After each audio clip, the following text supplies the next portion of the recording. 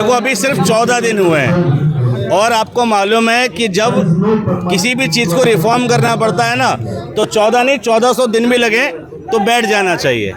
और ये आंदोलन जो है ये देश को बदलने का आंदोलन है, ये देश में कुछ सुधार करने का आंदोलन है। जो लीकेज की व्यवस्था है, जो लोकतंत्र लीक तंत्र में तब्दील हो गया है, उसको बदलने का आंदोलन है।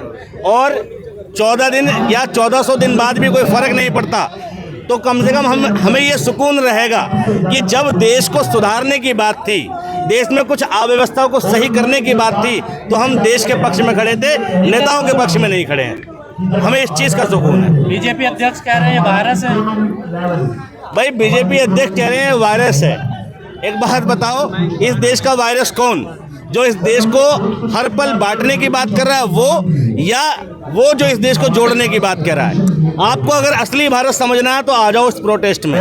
ना यहाँ कोई हिंदू है ना कोई मुस्लिम है, यहाँ सिर्फ हिंदुस्तानी है। लेकिन बीजेपी की आइडियोलॉजी का कोई भी व्यक्ति हो, वो हर एक पल ये जताने की कोशिश कर रहा है कि वो एक समुदाय विशेष से है। जाटों को जटमुल्ला कहने वाला किस पार्टी की आइडियोलॉजी का? यादव को यदमुल्ला कहने वाला किस पार्टी की आइडियोलॉजी का?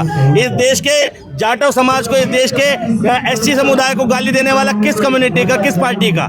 सब जानते हैं, पूरा देश जानता है। तो इस देश का वायरस वो लोग हैं जो यहाँ आकर लोगों में जाति, धर्म और अलग अलग तरह की चीज़ें ढूंढ रहे हैं। वो लोग नहीं जो देश को सुधारने की बात कर रहे हैं। तो क्या ये जो लीक तंत्र आप बता रहे हैं, क्या इस्तीफे से बात बन जाएगी धर्मेंद्र प्रधान पे? भैया इस्तीफे से बात नहीं बनेगी, बात के लिए और बहुत सारी चीज़ें करनी पड़ेगी। लेकिन एटलीस्ट जब हम पेपर दे रहे हैं तो ये पहली कड़ी होगी कि हम धर्मेंद्र प्रधान का इस्तीफा यहाँ होता है तो ये जीत की शुरुआत होगी, जीत नहीं होगी। कम से कम ये होगा कि सरकार झुकी।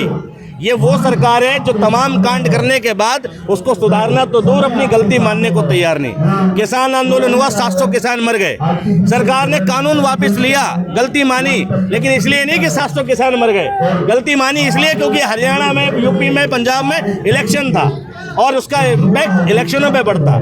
तो आज अगर धर्मेंद्र प्रधान इस्तीफा देते हैं तो ये सरकार की गलती को स्वीकार करना होगा। लेकिन दुर्भाग्यपूर्ण है कि जिस देश में 20 बच्चे सुसाइड कर गए हों, उस देश का शिक्षा मंत्री उन बच्चों के समर्थन में आए लोगों को आतंकवादी कह रहा हो और वायरस कह रहा हो। ये दुर्भाग्य बड़ा मजबूत है इनका, जिनकी सरकार है जी, जिनकी सरकार है उनका विचार बड़ा मजबूत है, देश के कोने कोने में है वो। देखिए मैं बिल्कुल अगर देश में लोकतांत्रिक व्यवस्था है और शासन की अंतिम शक्ति जनता के हाथ में है तो यहाँ पर इस्तीफा होगा।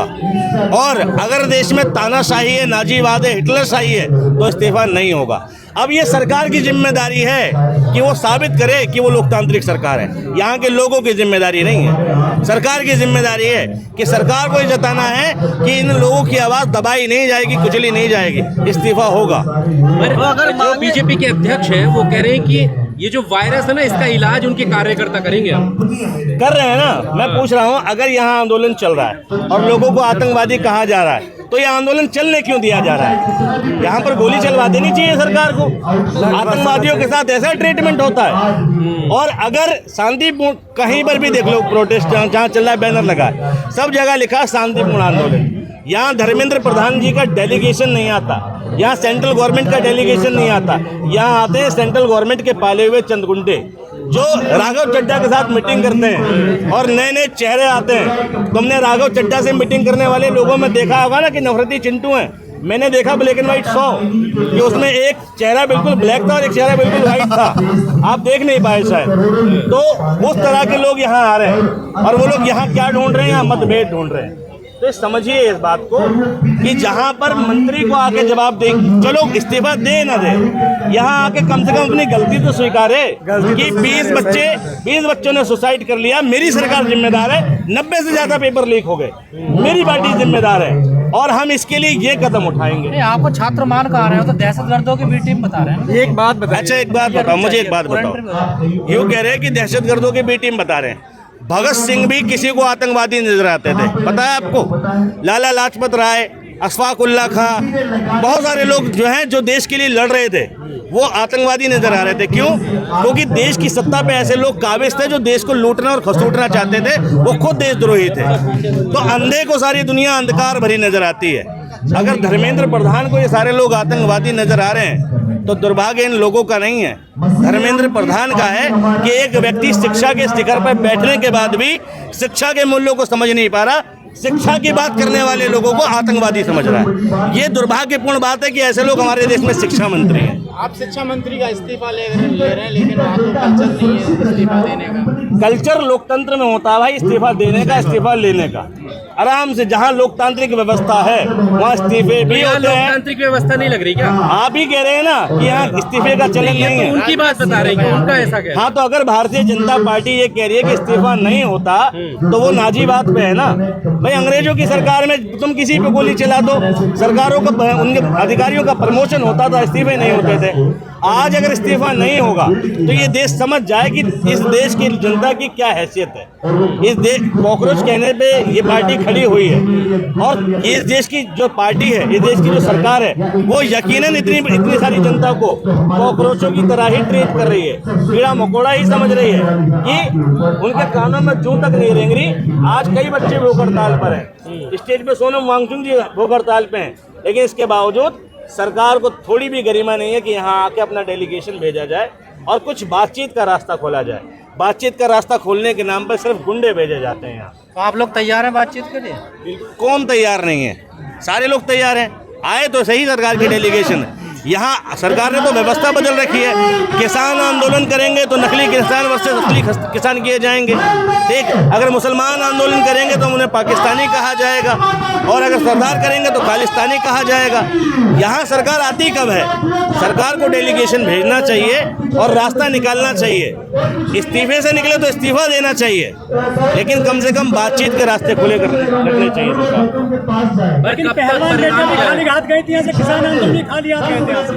किसान आंदोलन में खाली हाथ नहीं गए थे जी। लगाए थे ना यहाँ पे, हाँ, किसान संसद लगाए थे यहाँ पर।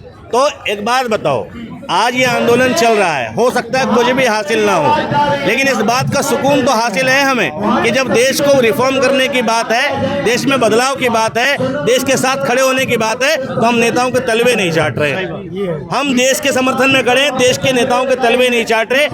चंद मलाई के चक्कर में, थोड़ी नेताओं के तलवे चाटने के चक्कर में देश को बर्बाद नहीं कर रहे। हम लड़े तो सही, चाहे भले ही कुछ हासिल ना हुआ हो। किस का करोगे इस्तीफा? नितिन गडकरी के बेटे कह रहे हैं कि वो पानी से तेल बना रहे हैं, हेल्थ की भी हालत खराब है, रेलवे की भी हालत खराब है, ये तो आप इस्तीफा ले नहीं जाओगे? तो फिलहाल ये आंदोलन शिक्षा से संबंधित है, तो फिलहाल शिक्षा मंत्री का इस्तीफा जरूरी है। पेपर तो करवा दिए ना वो। पेपर करवा दिए तो क्या हुआ? उससे प्रॉब्लम सॉल्व हो गई। पेपर करवाने के बाद तुरंत पेपर लीक हो गया महाराष्ट्र के अंदर टेट का। शिक्षा मंत्री की कैसी व्यवस्था है कि उसके खिलाफ प्रदर्शन चल रहा है और प्रदर्शन के दौरान ही एक पेपर लीक हो गया। आप एक बात बताओ कि किसी बलात्कारी को फांसी की सजा हो जाए और अगले दिन फिर बलात्कार हो जाए, तो इससे क्या कहोगे कि मंत्री ने बहुत बढ़िया काम किया? नहीं ना। हो सकता है यहाँ जितने लोग आए वो छात्र नहीं हो, मैं भी छात्र नहीं।